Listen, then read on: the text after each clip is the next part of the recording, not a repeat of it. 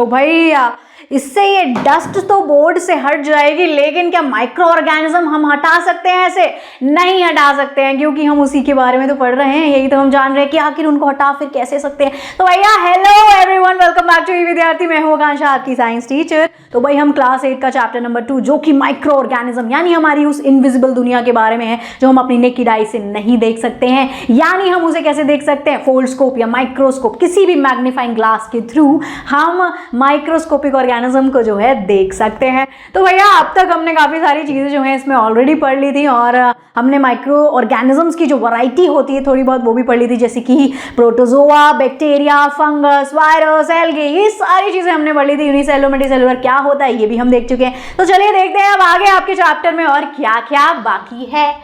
चलिए तो भाई अब यहाँ पर क्या है, how are we connected to microbes. अब भाई माइक्रोब से हम कनेक्टेड कैसे हैं, मतलब वो और हम इंटरैक्ट कैसे, मतलब हमारी रोज की जिंदगी में वो कैसे हमारे आसपास रहते हैं, कैसे हमारे काम आते हैं, कैसे हमें हार्म करते हैं, कहाँ कहाँ वो पाए जाते हैं। वैसे तो वो हर जगह हमारे आसपास पाए जाते हैं।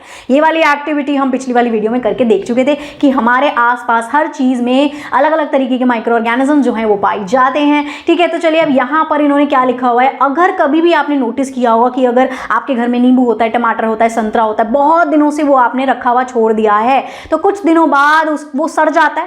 सड़ा हुआ देखा है कभी आपने? इस तरीके से देखो, नींबू जो है इस तरीके से सड़ जाता है, टमाटर ऐसा, ये बहुत ही ज्यादा दिन वाला है ना। उसके बाद संतरा कुछ इस तरीके का दिखता है। संतरा अगर आप नोटिस करो तो ये यहाँ ज्यादा अच्छे से एक चीज नजर आ रही है, एक वाइट कलर की ना बड़ी सॉफ्ट कॉटन जैसी एक चीज, रुई जैसी, बर्फ, स्नो जैसी, मतलब बर्फ तो खैर दूर से ऐसी दिखती है, कॉटन मान लो, ठीक है, कॉटन जैसी सॉफ्ट फ्लफी सी एक चीज उसके ऊपर आ जाती है, कवर कर लेती है उसे। आखिर वो क्या है? ठीक है, आखिर वो क्या है? सो अब देखो यहाँ पर, ये देखो यहाँ बहुत अच्छे से दिया हुआ है, ये रुई जैसी एक चीज यहाँ पर इसके ऊपर जो है आ गई है। ये है संतरा, सड़ गया है। ठीक है, तो ये रुई जैसी चीज आखिर है क्या? ठीक है, so if you may have notice, तो ये जो पाउडरी कॉटन लाइक ग्रोथ है इसके ऊपर, ये क्यों हो रही है? बिकॉज इसको भैया ये इन्फेक्टेड हो गया बाय माइक्रोब्स, यानी माइक्रोब्स ने इस संतरे को कर दिया अटैक। इन्होंने बोला भैया ये तो मेरे काम की चीज है, चलो भाई मजा आ रहा है, इसको खाएंगे, इस पे अटैक करेंगे। ठीक है, ऐसा हो गया यहाँ पर, इस वजह से ये ऐसी दिख रही है। ठीक है, but where did these microbes come from? अब ये माइक्रोब्स आ कहाँ से रहे? अभी अभी हमने क्या पढ़ा था पिछली वीडियो में कि माइक्रोब्स हमारे आसपास हर जगह होते हैं, हवा में, पानी में, सॉइल में। ठीक है, यहाँ तक कि कुछ खाने की आइटम्स में भी ये प्रेजेंट होते हैं, पीने के पानी में भी प्रेजेंट होते हैं। How did they come in contact with food? Food के कॉन्टैक्ट में वो कैसे आ गए? उन्हें बढ़िया टेम्परेचर, सूटेबल एनवायरमेंट मिल गया है, तो उन्होंने सोचा कि चलो भाई खाना चालू कर देते हैं, यानी उन्हें वो चीज मिल गई, वो फेवरेबल कंडीशन मिल गई जिसमें वो आके ग्रो करना चालू कर दे। ठीक है, अब देखो, this happens because micro organism can be found everywhere, water, soil, even in food items, ये लिखा हुआ है। अब यहाँ पर देखो, एक चीज है यहाँ पर, but why do micro organism, बच्चे हैं यहाँ पर दो डिस्कस कर रहे हैं। बच्ची कहती है कि एक बात बताओ, ये तो ठीक है संतरा सड़ गया, ये वो, टमाटर, हर चीज हो गई, लेकिन मैंने एक चीज नोटिस करी है कि जो अचार मम्मी बनाती हैं, है ना, उस अचार या जो मुरब्बा होते हैं, ठीक है, मुरब्बाज या अचार जो होते हैं, उसको माइक्रो ऑर्गेनिज्म क्यों इन्फेक्ट नहीं करते, जबकि सालों साल वो रखे रहते हैं जार में और एकदम सही रहते हैं? ऐसा क्यों होता है? मतलब उसके अंदर लगता है ऐसा कुछ पड़ा होगा। तो जो लड़का है, बच्चा है, वो जवाब देता है क्यों, क्योंकि उसके अंदर काफी सारे मसाले और उसके साथ साथ बहुत सारा ऑयल, साथ में सॉल्ट और शुगर डाला जाता है। तो जिस भी चीज में एक अच्छी हाई क्वांटिटी में सॉल्ट और शुगर डाला जाता है, ये काम करते हैं प्रिजर्वेटिव का। प्रिजर्वेटिव क्या होता है? जो बचाता है माइक्रोब से कि माइक्रोब्स उस चीजों पर अटैक ना कर पाए। ठीक है, ये काम करता है शुगर और सॉल्ट। हाई कंसंट्रेशन अगर सॉल्ट और शुगर का होगा तो उस सॉल्ट क्या है, ज्यादा है, बहुत ज्यादा नमक है। अब हमारे पास, हमें एग्जांपल ले लो, चलो कोई रिलेटिविटी नहीं है पर मैं समझाने के लिए बता रही हूँ। जैसे मान लो खाना है, मम्मी ने बनाया, ज्यादा नमक डाल दिया है या ज्यादा मीठा डाल दिया, क्या हम खा पाएंगे? नहीं ना। तो वही सेम फंडा माइक्रो ऑर्गेनिज्म का है कि भैया इतना सारा नमक है, उसमें वो ग्रो कैसे कर पाएंगे? नहीं कर पाएंगे। इतनी ज्यादा चीनी है, वो नहीं कर पाएंगे। मुरब्बा मीठा सा होता है, चीनी ज्यादा होती है उसके अंदर, तो उसमें भी वो ग्रो नहीं कर पाते, यानी वो कंडीशन उनके लिए फेवरेबल नहीं होती है। इस वजह से माइक्रो ऑर्गेनिज्म ऐसी चीज़ों को, अचार को, मुरब्बे को अटैक नहीं कर पाते, इन्फेक्ट नहीं कर पाते हैं। Micro organism observable with the, हम माइक्रो ऑर्गेनिज्म को किस चीज़ की मदद से देखते हैं, हम किसी मैग्नीफाइंग ग्लास, फोल्डस्कोप या माइक्रोस्कोप की मदद से जो है देख सकते हैं।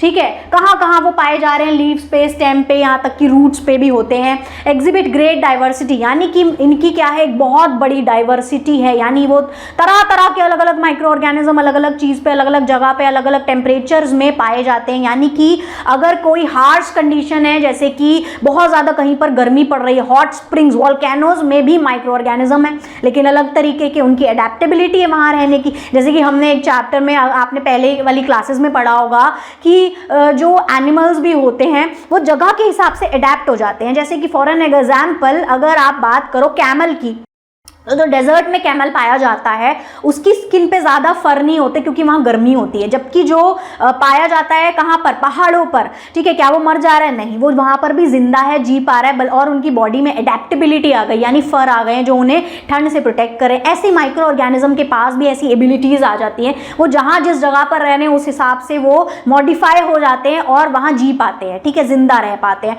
तो चाहे कोई वॉल्केनो जैसे हॉट स्प्रिंग्स हो या पड़ रही हो ठंडी बर्फ, वहाँ पर भी माइक्रोब्स पाए जाते हैं।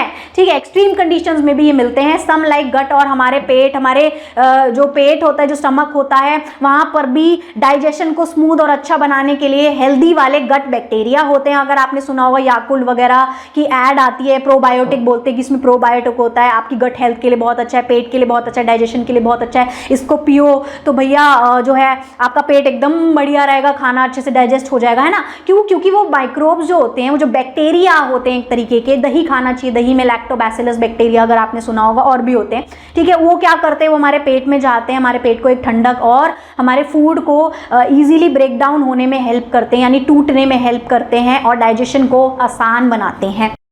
ठीक है, अब इसके बाद देखो लाइफ प्रोसेस जो एनिमल्स में है वो अगर आपने, और डाइजेशन जो है डाइजेशन में ये हेल्प करते हैं। ठीक है, लाइफ प्रोसेस में डाइजेशन अगर आपने पढ़ा है तो भैया डाइजेशन में आपने देखा होगा कि गट बैक्टीरिया होते हैं हमारे, जो गट को, जो पेट में डाइजेशन के लिए हेल्पफुल होते हैं। अब जो प्लांट्स और एनिमल्स हैं, micro organism very in shape, बोल रहे प्लांट्स और एनिमल्स में जो माइक्रो ऑर्गेनिजम्स पाए जाते हैं वो शेप और साइज और स्ट्रक्चर और फंक्शन में वैरी करते हैं। जैसे कि आपने देखा था बैक्टीरिया कितने अलग अलग टाइप के होते हैं, रॉड शेप होता है, स्पाइरल शेप होता है और कॉमा शेप होता है। ठीक है, ऐसे अलग अलग तरीके के जो है बैक्टीरिया का शेप, स्ट्रक्चर और फंक्शन होता है, डिपेंड करता है कि वो कहाँ है, किस जगह पे है, उसका फंक्शन क्या है ना, उसे क्या करना है। How does the diversity of microorganism play a role in our daily life, हमारी रोज की जिंदगी में ये जो डाइवर्सिटी है माइक्रो ऑर्गेनिज्म की, ये कैसे रोल प्ले कर रही है। अभी अभी हमने एक एग्जाम्पल पढ़ लिया कि डाइजेशन में हमें मदद करी, बहुत सारी दवाइयाँ होती हैं जिसमें हेल्दी बैक्टीरिया को डाला जाता है और मतलब माइक्रो ऑर्गेनिज्म को, और फिर वो खाने से हम जो है हमारी सेहत जो है ठीक हो जाती है ना। मशरूम जो है आपको पता है एक तरह का फंगस होता है, हम उसको खाते हैं, हमारे लिए कितना ज़्यादा न्यूट्रिशन वाला होता है ना।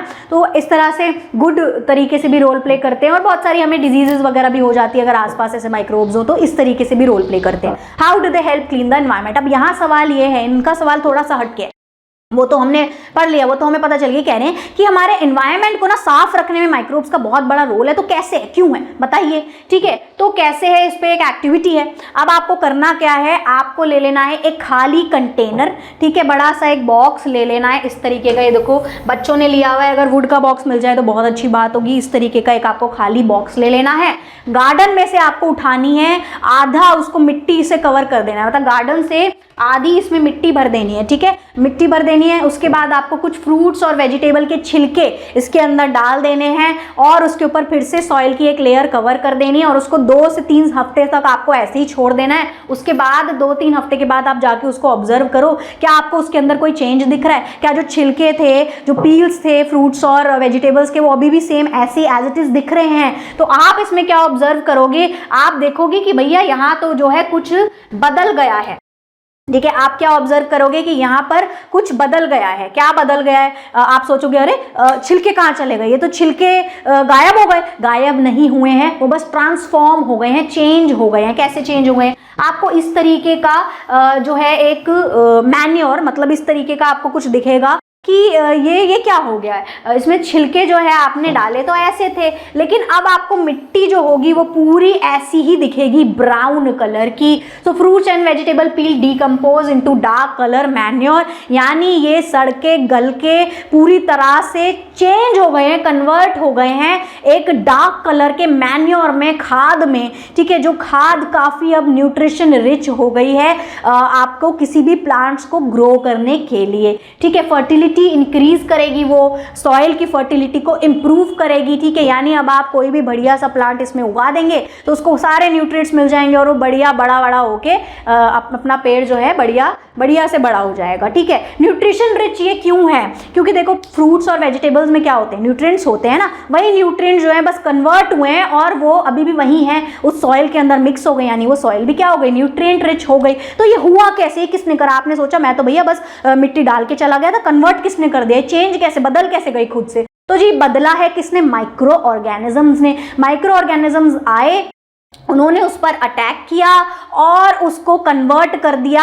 इतनी कॉम्प्लेक्स से सिंपलर फॉर्म में, है ना। मतलब इतने बड़े बड़े छिलकों को छोटे छोटे खाद में कन्वर्ट कर दिया माइक्रो ऑर्गेनिजम्स ने, इसको डिकम्पोज कर दिया, ब्रेक डाउन कर दिया। ब्रेक डाउन मतलब क्या होता है? तोड़ना। अब तोड़ने का मतलब क्या है? जैसे कि सपोज मेरे पास नमक है, ठीक है, NaCl उसको केमिकल उसका नेम होता है। मेरे पास नमक है, मैंने नमक को ऐसे अलग अलग जगह, इतना एक कटोरी है लेकिन मैंने अलग अलग उसकी छोटी छोटी सी जो है मतलब इतना सा क्वांटिटी लेके 3-4 जगह उसको रख दिया कटोरी से पूरा निकाल के, ये मैंने कर दिया इसको फिजिकली अलग, ठीक है, ब्रेक डाउन। अब ये बात कर रहे हैं केमिकल ब्रेकडाउन की। केमिकल ब्रेकडाउन मतलब क्या हुआ? जो NaCl मिलके बना हुआ है, सोडियम और क्लोराइड सॉल्ट बना रहा है, तो मैं सोडियम Na को अलग कर दूंगी और क्लोराइड को अलग कर दूंगी, यानी इसमें क्या हो गया? एक केमिकल रिएक्शन हुआ है। तो यानी जो माइक्रो ऑर्गेनिजम्स हैं वो केमिकल रिएक्शन करके उसको तोड़ रहे हैं, केमिकली उसका ब्रेक डाउन कर रहे हैं, जैसे कि हमारे डाइजेशन में भी ये चीजें होती हैं। So but how did the peel of fruits and vegetable turn into manure? कैसे वो टर्न हो रहा है? वो ऐसे ही टर्न हो रहा है क्या कि soil was found to contain microorganism like fungi, उसके अंदर फंगस है, बैक्टीरिया है जो ब्रेक डाउन कर रहा है प्लांट के वेस्ट को न्यूट्रिएंट रिच मैन्योर में। और गार्डनर्स जो हैं इसी तरीके से आसपास अगर सूखी पत्तियां झड़ के गिर जाती हैं पेड़ पौधों की तो क्या है, वो उसको कलेक्ट करते हैं, एक खाली पिट में उसको डाल दे, खाली जगह में उसको इकट्ठा करके डाल देते हैं। कुछ दिनों बाद ऐसे ही 2-4 हफ्ते बाद वो क्या बन जाता है? मैन्योर बन जाता है। तो इससे क्या हो गया? एनवायरनमेंट जो है, गार्डन जो है वो क्लीन भी हो गया, वरना वो पत्ती पड़ी ही रहती है ऐसे, है ना, गंदगी फैला रही है, ठीक है। अब वो यूज भी हो गई, मैन्योर भी बन गई और सफाई भी हो गई, है ना। यानी कि क्या इसको क्या बोलेंगे हम कि एक तीर से 2 निशाने, वाह, है ना, ये बिल्कुल बढ़िया जा रहा है इस पे। So do you know now understand why they do this, ठीक है। अब आपको समझ आया गार्डनर ऐसा कि इसमें फायदा ही फायदा है, ठीक है। अब देखो हमारी जो एंशिएंट बुक है हिंदुइज्म की, अगर आप बुक देखो, वेदास आपने वर्ड सुना होगा, ऐसे अलग अलग वेदा है, मतलब वेदा मतलब बुक्स हैं 1 2 3 4, ठीक है। 4th वेदा है अर्थवेदा, ठीक है, जो ये नाम दिया हुआ है मैंने बता दिया। सो जो वेदास है हमारे, जो वेद पुराण जो है, वेदा में भी एक वर्ड दिया हुआ है क्रीमी। क्रीमी का मतलब क्या होता है? छोटे छोटे क्रिएचर्स जो कुछ तो विजिबल होते हैं और कुछ विजिबल नहीं होते हैं, यानी विजिबल और इनविजिबल के लिए भी इन्होंने नाम दिया है। दृश्य मतलब हमें दिख रहा है, दृष्टि, दृश्य, है ना, और अदृश्य मतलब इनविजिबल, है ना, यानी जो हमें माइक्रोस्कोप से दिखते हैं। और साथ ही साथ इन्होंने इनके हेल्थ बेनिफिट्स और बहुत सारी चीज़ें इनके बारे में, हार्मफुल और बेनिफिशियल चीज़ें जो हैं, इफेक्ट्स जो हैं बता रखे हैं कि इन छोटे छोटे माइक्रो ऑर्गेनिज्म से हमें क्या हेल्थ बेनिफिट होते हैं या और कोई बेनिफिट्स होते हैं और क्या हार्मफुल इनके इफेक्ट्स होते हैं, ठीक है। तो ये जो अर्थवेदा है, जो चौथी वेदा वाली जो बुक है आपकी होली बुक, उसमें ये वर्ड दिया है क्रीमी, ठीक है। क्रीमी का मतलब क्या है? टाइनी वर्ल्ड, जो टाइनी एंटाइटीज है। तो भैया अगर आपको दिक्कत समस्या परेशानी आती पढ़ाई लिखाई में तो आपको करना क्या है? हमेशा की तरह क्या करना है? ई-विद्यार्थी की वेबसाइट पे जाना है, फ्री डाउनलोड कर लेना है, जो भी आपको चीजें चाहिए सारा कंटेंट यहाँ पर अवेलेबल है, वीडियो से लेकर क्वेश्चन आंसर से लेकर NCERT book, summary, MCQ, practice question, सब आपको यहाँ पे मिल जाने वाला है।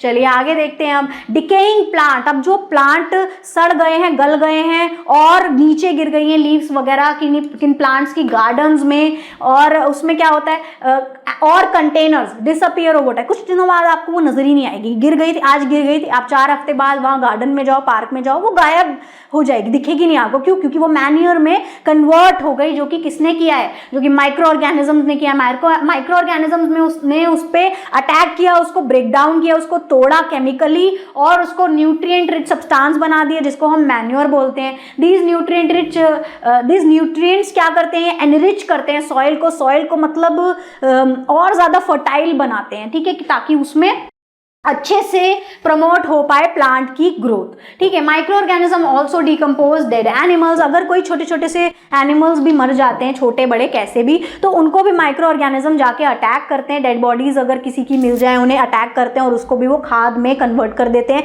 इसी को कहते हैं रिसाइकल करना वेस्ट को। वैसे तो ये वेस्ट है, लेकिन ये वेस्ट तो यूज हो गया ना, अभी ये रिसाइकल हो गया है, ठीक है। And returning essential nutrient to nature. अब क्या है कि न्यूट्रिएंट रिच वो प्लांट या एनिमल जो है मिल गया सॉइल को, है ना, सॉइल को न्यूट्रिएंट्स मिल गए उनसे। अब सॉइल को न्यूट्रिएंट जब मिल गए तो प्लांट उससे ग्रो हो गया। प्लांट जो भी उससे ग्रो हुआ है, जैसे कि कोई पेड़ उग गया है, आम का पेड़ उग गया है, तो भैया वो आम हम खाएंगे, हमें वापस न्यूट्रिएंट मिल जाएगा। इस तरीके से ये एक साइकिल चल रहा है ना, नेचर हमें वापस से वो न्यूट्रिएंट दे रही है, लेकर वापस दे रही है, ठीक है। Manure formation requires optimal temperature. अच्छा, मैन्योर फॉर्मेशन के लिए एक और चीज होती है कि इनको एक ऑप्टिमल टेम्परेचर चाहिए होता है, कि भाई इतने टेम्परेचर में ही मैन्योर कन्वर्ट हो पाएगा, 100 डिग्री पे नहीं हो पाएगा, 100 डिग्री होता भी नहीं है वैसे कहीं, ठीक है। पर एक मतलब एक टेम्परेचर होता है कि इस टेम्परेचर रेंज के बीच में जो आमतौर पर हमारा टेम्परेचर चल रहा होता है, जिसमें हम जी पा रहे हैं, वही वाला ऑप्टिमल टेम्परेचर इनके लिए फिट होता है। दूसरा, इन्हें थोड़ा मॉइस्चर भी चाहिए होता है, थोड़ी नमी चाहिए होती है,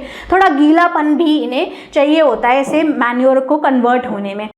इस तरीके से देखो, प्लांट सड़ गया है और पत्तियां नीचे गिर गई हैं, गायब हो जाती है थोड़े दिनों में। क्यों? माइक्रो ऑर्गेनिज्म आते हैं, इस पर अटैक करते हैं, इसको कन्वर्ट कर देते हैं मैन्योर में, खाद में, छोटा छोटा बुरादेदार बना देते हैं इसको। Isn't it interesting? क्या है इंटरेस्टिंग? नहीं, बहुत इंटरेस्टिंग है, मेरे को तो बहुत इंटरेस्टिंग लग रहा है। आप लोगों को लग रहा है? चलिए देखिए आगे क्या लिखा है। Bacteria and certain fungi. कुछ बैक्टीरिया और कुछ फंजाई एज माइक्रो ऑर्गेनिज्म काफी ज्यादा इंपॉर्टेंट रोल प्ले करते हैं हमारी रोजमर्रा की जिंदगी में। जैसे कि ये सबसे पहले ये अभी तो हमने जो पढ़ लिया वो पढ़ लिया। इसके बाद एक और चीज होती है, जो एनिमल का वेस्ट होता है, जो पॉटी होती है बेसिकली, ठीक है, एनिमल्स की, जैसे कि गाय भैंस किसी की भी, तो ये उसको भी डिकम्पोज करते हैं। अगर किसी ने ये चीज गार्डन वार्डन में मतलब पॉटी कर दिया है, वो गोबर या क्या कहते हैं, काउ बफेलो हॉर्स वगैरह का है, तो वो भी मैन्योर में कन्वर्ट हो जाएगा, वो भी डिकम्पोज हो जाएगा। माइक्रो ऑर्गेनिज्म उस पर भी अटैक करेंगे और वो हमें बायोगैस बनाकर भी देगा, यानी बायोगैस बनती है इस तरीके से, ठीक है।